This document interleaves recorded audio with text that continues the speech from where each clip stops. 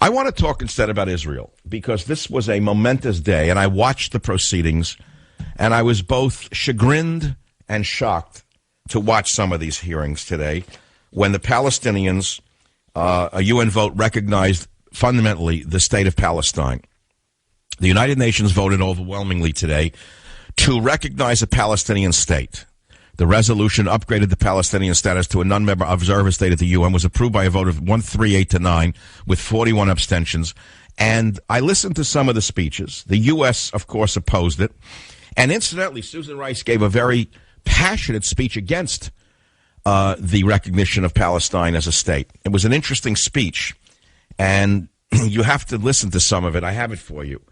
She was adamant about it. There's a couple of reasons. She's under fire right now because she wants to be Secretary of State, and all of this is coming out about her having investments and whatever. So she suddenly became gung-ho pro-Israel, which was interesting. She was trying to placate, certain factions in the United States that would have absolutely put the kibosh on her nomination if she had come out even in a moderate way for the vote in the UN.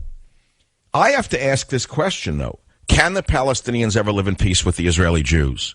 Now, having said that, and you can call me at the number here, which, of course, you know by now. It's in your speed dial, 1-855-400-7282, 1-855-400-SAVAGE, to get into the Savage Nation. I want to read something to you that I know for many years, and it's this. There he shall dwell, fulfilled with plenty and happiness, the son of Arabia, the son of Nazareth, and my son. Now, what does that mean? That's an immortal line from an ancient Jewish teacher. There he shall dwell, fulfilled with plenty and happiness, the son of Arabia, i.e. the Muslim, the son of Nazareth, i.e. the Christian, and my son, i.e. the Jew. And, of course, the quote, the person who this is quoted from remains a mystery. It's either, let's just say an ancient Jewish source. But the beauty here is that this scholar called for peace and happiness between Muslims, Christians, and Jews in the Middle East. What's interesting to me is that Christians and Jews, once mortal enemies, seem to live in harmony together, not only in the Holy Land, but everywhere else on earth. There's no strife between Christian and Jew anymore, and that is because both Christian and Jew have evolved. They've gone past the 14th century. Why, some would say they've gone to the 17th, 18th, 19th century. But the Christians and the Jews live well together, not only in Israel, but everywhere else on earth. But it's strange to me that the Muslim lives well with neighbors virtually nowhere on earth. Wherever there is a Muslim presence or a Muslim nation, they seem to have a grievance with that nation, whether it be in India over the alleged insults to the Muslims in the state of in the questionable state, whether it's the wherever you turn on earth, the Philippines. If you go out in a small boat in the archipelago of the Philippines, it's not the Catholics in the Philippines who molest you in a boat. It is the Muslim pirates who attack you and take you captive. Strange, of course, they do it in the name of religion because somehow you're offending them simply by living and not walking around in a Dark Age costume. But nevertheless, that's their right. They have the right to live in the Dark Ages. You don't have no right to push them into the 14th century. And so, therefore, I ask you, in all seriousness, can this be? I would say, sure, I'd love to see a state of Palestine. It'd be beautiful. It'd be very nice to see the Palestinians living there and the Jews living next to them and, having happy times together. And the question is, the UN votes today for the state of Palestine in a certain, non-member status, but it's definitely a road towards a state of Palestine, which might never happen, by the way, because of the hatred that is so inculcated in the people. And it's endemic, by the way. It's endemic. I'm sorry to tell you.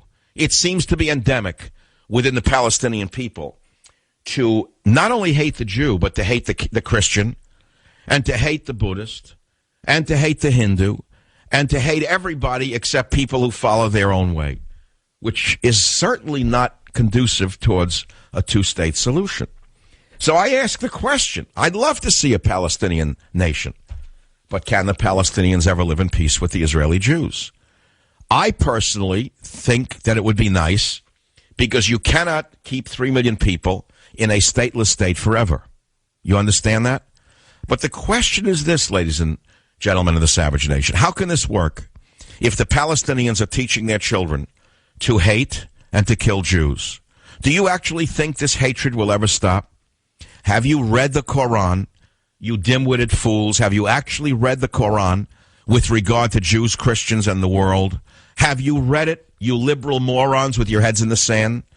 I have said to you repeatedly that I read the Old Testament, I read the Christian Bible, the New Testament, and of course the Old Testament has hellfire and brimstone in it.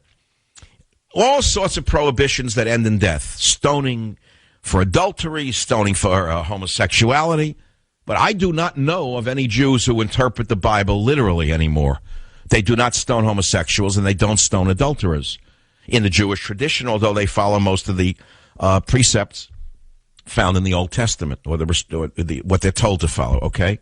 But they don't do those things anymore. They've evolved past that level of the Old Testament. They've gone past the 5,000-year-old document called the Old Testament. The fundamentalist Muslim, unfortunately, is still living in not only another century, but many of them are living in another world.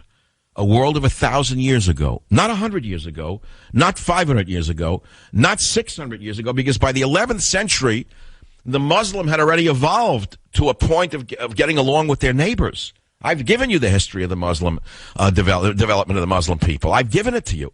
By the 11th or 12th century, the Muslims or the Arabs and the Jews and the Christians were working together in relative harmony.